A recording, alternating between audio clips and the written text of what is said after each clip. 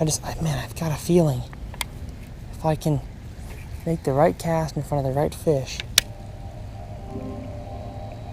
probably catch one. Gosh, there he is. I knew it. Holy cow. Oh my gosh.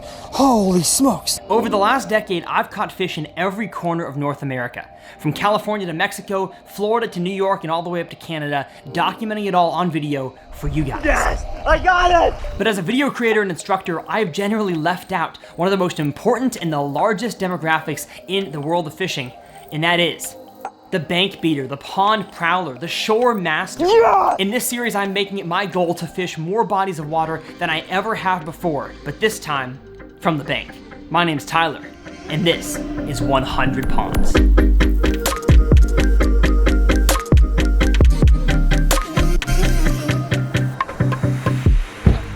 Well, what's going on? And welcome back to TRF. My goal on this channel is to help you guys become better bass anglers and catch more fish. And of course, I love doing a little bit of challenge stuff on the side, and this is one of my favorite series on the channel, and that is 100 Ponds. Y'all saw the intro, you guys know what it's all about. We're trying to catch fish in 100 ponds all across the nation. I'm excited for today's episode because we are fishing 3 brand new ponds that I have never been to before. Could be a massive success, or it could be a horrendous fail. Now, if y'all missed the last few episodes of 100 Ponds, I will have them linked in the video description below for you guys to go check out. But I say we head on the water for the first pond in this video, and that is pond number 16.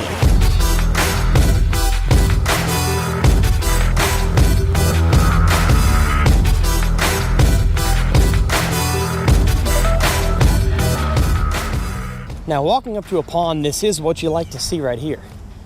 Fishing program, catch and release only. All right, let's go. There are bass here. And this says private property, but I mean, this is a public walking trail. Conditions we are dealing with today as I walk the bank looks like kind of a retaining wall thing that we are walking along here. Natural bank over there, but of course we can't get over there. It's somebody else's property. No wind today, which is nice. Kind of beautiful, calm summer morning. I'm guessing the water, if it's late summer here in Texas, is the hottest it's ever been, so we got that going for us. I was hoping we have some, again, shallower water here at the bank, but we don't. We have snodgrass here on the top. I don't know if there's any other vegetation in this pond. It just kind of seems like your classic residential pond. Forage species, I cannot tell yet. It is too early to see in the water to tell what we got, but again, most ponds are bluegill. Although this pond, I could see it having some form of bait fish because it's bigger in size. And we were starting off by throwing a Strike King, what'd you call it? Poppin' Pad perch. My favorite topwater frog. One thing that I like to do on snodgrass, which is this kind of, crappy moss we got here on the top of the water, I like to kind of just like quickly move my frog across the top of it instead of trying to work it. I found that, could be a fish. I found that fish are going to more than likely explode on it and miss, and then you can go back there a second cast right after and catch them. So I'd rather not work all this stuff really slow. All right, last cast here with the frog. Not really feeling good about fishing it around this snodgrass. I just don't know how many fish are around this stuff. It's not connected to the bottom at all. It's free floating, so whichever way the wind blows is usually where this stuff ends up. We got a weightless caffeine shad. Just like at many ponds that I fish, this is my confidence lure. I know this thing gets bites everywhere I go. Oh my gosh, holy crap. That scared the absolute bejeebers out of me. My gosh. I thought the biggest explosion in human history just happened. Oh, nothing on this so far. And actually, you know what? I'm not seeing any bluegill. And so, even though they're probably in here, I'm gonna switch to a wacky rig on this rod.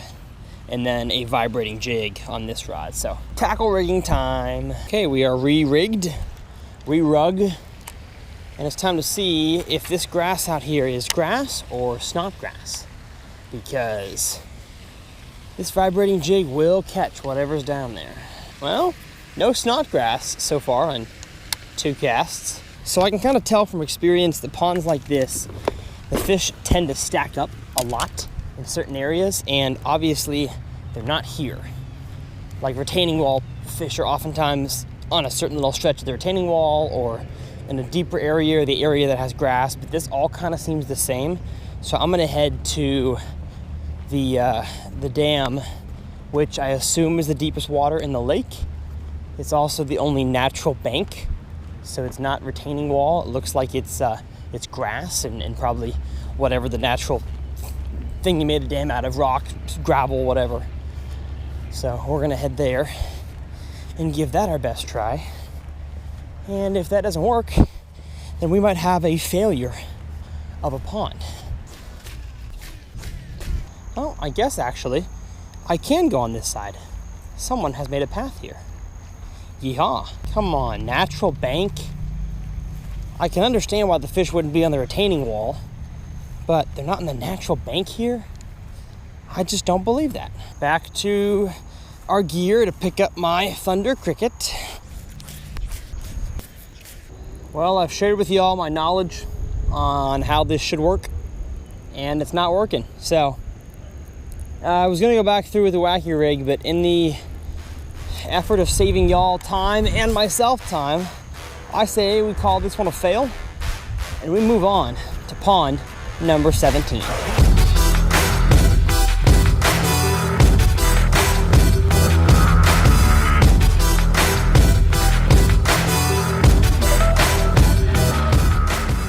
Well, as we walk up to pond 17, this is the best looking pond I found in all of Dallas so far.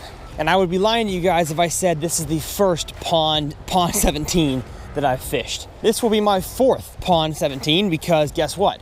I have been skunked at 3 others since we got skunked at pond 16, and I thought, you know what? I can't put too many skunks in here. That's not good for the series. Texas fishing is just really, really tough right now. So we have found ourselves a new pond.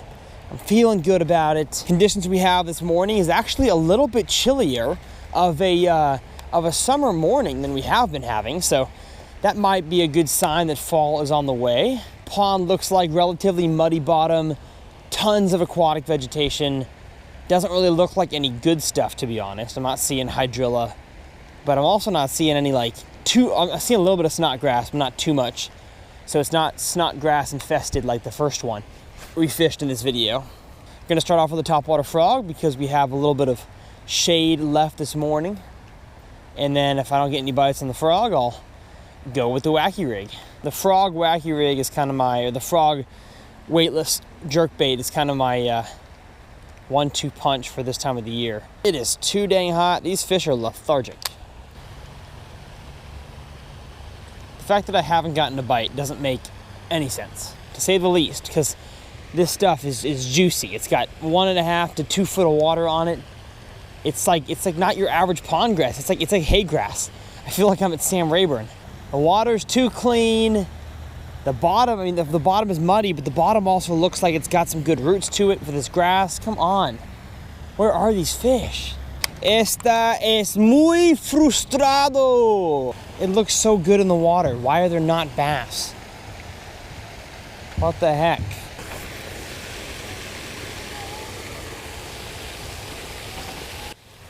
There's one. Yes. Yes. Oh, bring it in. Bring it in.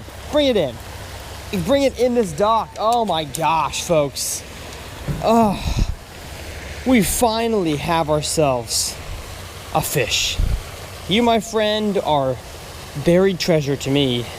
Alrighty, it took some flowing water. It took a wacky rig. And it got him. Oh my goodness. Thank you, friend. You are so wonderful. Oh, I don't even care that he weighed a half a pound. And that, my friends, is a success. Let's get a few more casts in there. In the fountain, baby. I'm having a cast to the left, but on the right side of this pole so I can set the hook, because I have no room on the rest of the dock to set the hook. There's one. Yes. Yes. Ate it on the fall. Oh, yeah. Oh, yes. All the bass in this pond are on the fountain. Hey-oh. Am I surprised? Not really. That's usually a good place to find them. And, come on. Ah. healthy little guy. I mean, this guy was very well fed for sure.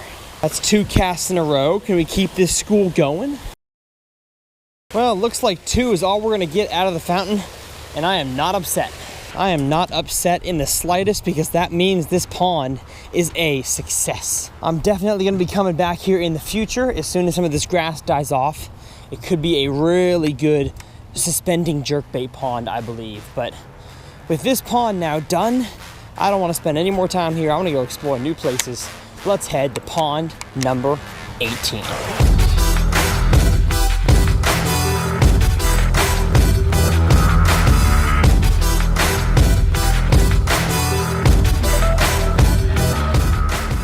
This pond here, I think we're gonna have some trouble with access, but it's a very large pond. This is a very, really large pond.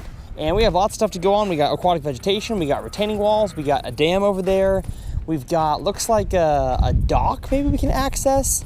And then it's got a bunch of mansions. This pond's got a lot of vegetation, but also a lot of it is snotted over. That's why I'm going with the weightless soft plastic. I think somebody asked me to do a video at the end of this 100 pond series to kind of talk about what I learned, and I've already learned that weightless soft plastics are the way to go basically all the time. I'm sure I'll find some scenarios, some ponds deeper that, you know, weighted might work better, be more efficient, but most ponds that I've fished so far, weightless seems to be the golden ticket. Water clarity here is pretty clear. I'd say it's about 3 foot. I kind of hate fishing ponds like this because it's so big. The fish could be anywhere. There's no like structure to cast to. There's no hard, you know, grass edge. You just kind of gotta cast out in the middle and fish. That doesn't really fit my style of fishing that I like. I like having some target to cast at, some lure to work fast, and this is just not really allowing that. Oh my gosh. Oh my goodness. Okay, update. I literally just hopped up on this bank here. Oh, eat it, eat it, eat it. Eat it. Oh my goodness. There are 3 nice bass right here. There was like 3 3-pounders. Oh, they're cruising. They're right here. They're right here. Come on. Eat my wacky rig. They were cruising the bank, probably looking for bluegill. I'm gonna keep walking, see if I can catch up with them. That is what you like to see. You like to see bass, and we just saw them. Hopefully I can snag one, and if not, we're coming back to this pond for another 100 ponds episode. Oh my gosh, there's one. There they are, there they are. It's even like the wacky rig is falling too fast for them. They need something like really weightless. There's one. There's one, right? Right there. Oh gosh, they're so finicky. These bass aren't messing around, dude. I think what's killing me right now is the sunlight. I got too much sun on these fish.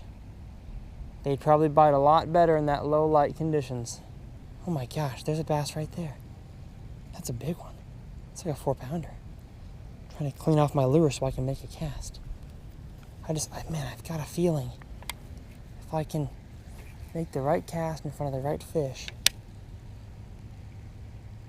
I'll probably catch one. Gosh, there he is. I knew it. I knew it. I knew it. I knew it. I knew it. Holy cow. Oh my gosh. Oh my gosh. Holy smokes. Holy smokes. Yes. Look at this fish. Oh my goodness.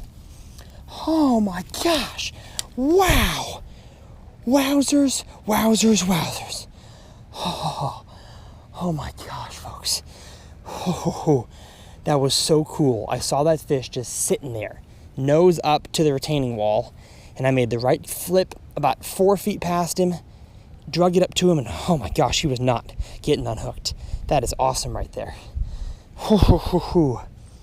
This is one place that I'm going to return to. If I can get him to bite in the daytime with the sun up, think what I can do with the sun when it's lower. Yes! Alrighty, buddy. Thank you so much for all you do. We'll see you later. Oh, are you okay there? You okay there? You a little stunned? There you go. Yes, baby! Let's stinking go! So we are literally just going to cast way on ahead of us to any sort of grassy things we see, hop in our wacky rig, and if we see a fish, be nice and stealthy, see if we can make it happen again. I see a big one right here. It's like these bass are, they're like digging in the ground. This is so weird. Oh, that was a big one. That was like a 5 or 6 pounder. Man, really digging in the, oh my gosh, there's big ones. This is a swim bait pond, y'all. This is 1000% a glide bait pond. Oh my gosh, there's like a 6 pounder. Dude, I am coming back here with a little buzz toad. 1000%. Like a school of 5 right here. I just drug my wacky rig by and they wouldn't eat it. This is frustrating. So I just speed walked, that's it. I just speed walked the whole other side of this pond up to a private property no fishing sign. And on this entire walk, I did not see one bass cruising the bank like I saw on that side. I probably saw 30 on that side and 0 on this side. So I don't know if that means the fish over here are just not here for today.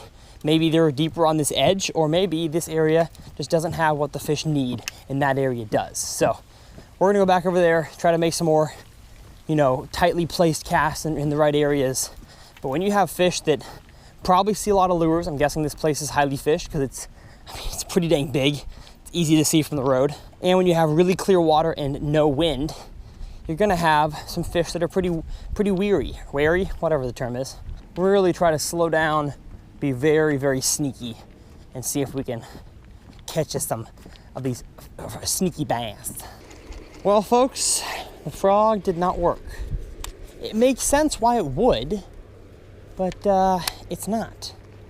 So these fish, I think maybe it got too hot and they're now way out in the middle, still probably grouped up, but farther out deep, or they went underneath the mats and they just don't want to eat a frog. Either way, these fish are real hard to catch. I am grateful and proud of myself that I even caught one.